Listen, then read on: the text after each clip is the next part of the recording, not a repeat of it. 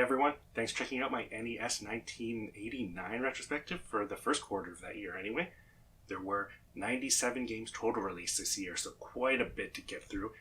These are the three that I have that I'm wanting to talk about from this quarter, but there's a ton of great games to know about. So let's just get going with those.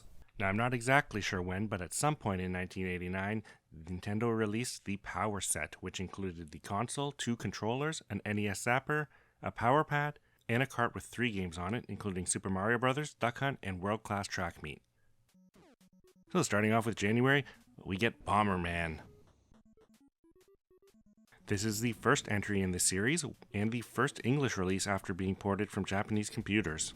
The game has the player controlling Bomberman, who uses their bombs to clear a path through each stage and clear out all the enemies.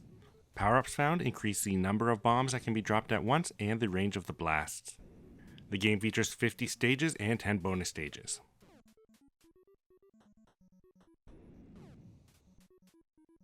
Next up is Star Soldier. This vertically scrolling shoot-'em-up has 16 stages. It isn't that great on its own, but it's notable as the first entry in the amazing Star Soldier series, which continues on the TurboGrafx.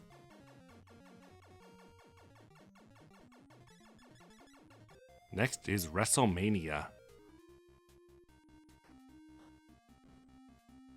Released before WrestleMania 5, this was the first WWF licensed title for consoles, and the second overall following the Micro League Wrestling computer game. It features 6 wrestlers, including Hulk Hogan, Andre the Giant, Macho Man Randy Savage, the $1 Million Man, Bam Bam Bigelow, and Honky Tonk Man. The game has 1 and 2 player exhibition matches and a tournament mode.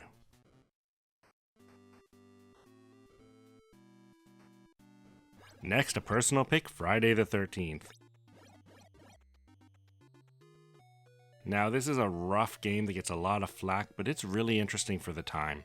Loosely based on the film franchise, this game sees 6 camp counselors being stalked by Jason at Camp Crystal Lake. You get to play as all 6 counselors, which is an interesting life system, as when all of them are dead, that's game over. The game has a really early survival horror feel to it, where you move around the camp, forests, and caves, trying to collect items and weapons used to fend off attacks by Jason and save the kids at the camp.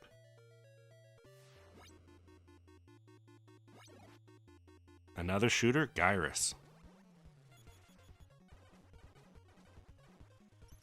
This is a conversion of the Konami arcade shoot-'em-up that's had home conversions on earlier consoles, but the NES version has quite a few new features, including new weapons, enemies, bosses, and 15 levels for a total of 39 stages with a new ending.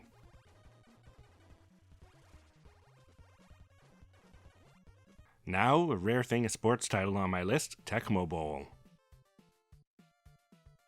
This is the home conversion of the first game in the Tecmo Bowl series, which brought simple arcade mechanics to arcade football for a fast, fun gameplay experience. It was also the first console game to have NFL players in it. Even though it didn't have the NFL license, it had the NFL Player Association's license so they could do that. The game features 1 or 2 player modes, 12 teams, and 4 plays per team to choose from.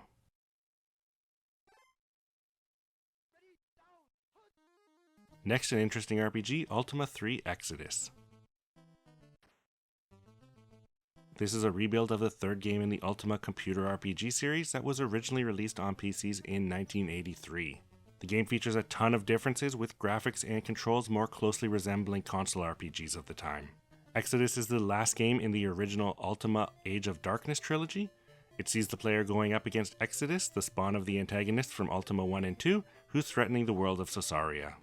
The game begins with the player creating a party of 4 from a number of classes and races, with gameplay that has the party moving through the overworld, exploring towns and dungeons, and taking on enemies in turn-based battles.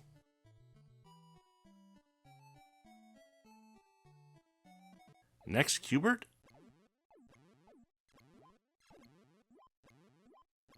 A conversion of the arcade game where Q*bert hops around the 36 pyramid-like levels, trying to get all the spaces to be the same color, while avoiding enemies and not falling off the edge.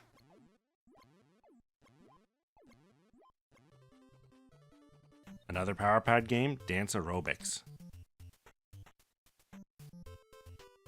This is the 3rd game in Bandai's Family Trainer series. It's an exercise rhythm game that uses the NES Power Pad. The main Dance Aerobics mode features 8 stages. There's also 3 minigames and an endurance-like aerobics mode.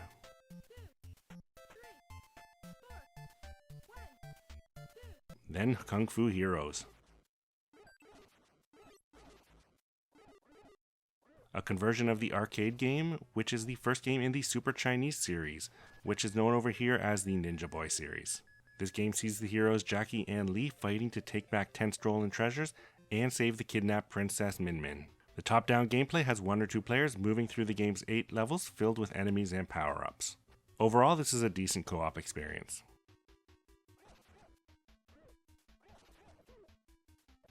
Another arcade conversion, Marble Madness.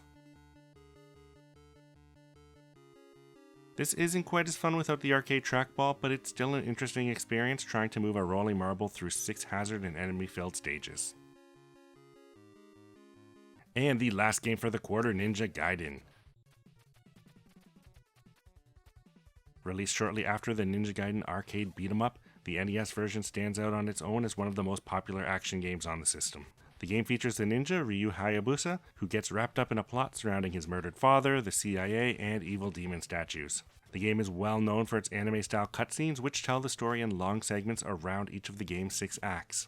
Ryu can jump, duck, attack, stick to walls, and use various sub-weapons. The game is known for its high difficulty, especially with its unforgiving final act.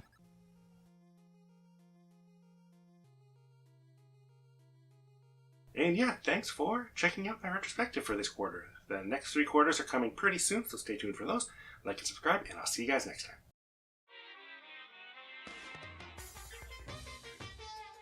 It's appreciation time! Reward Mike's hard work by subscribing. Otherwise, we might see you in the next class trial.